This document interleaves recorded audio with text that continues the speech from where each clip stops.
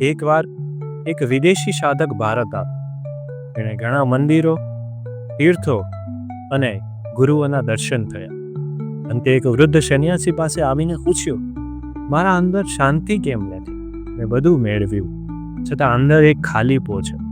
એ સંન્યાસીએ હસીને માટીનો ઘડો લીધો અને એને પાણીથી છલોછલ ભર્યો.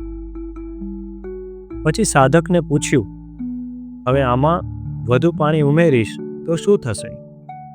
સાધકે જવાબ આપ્યો, ઢોળાઈ જશે.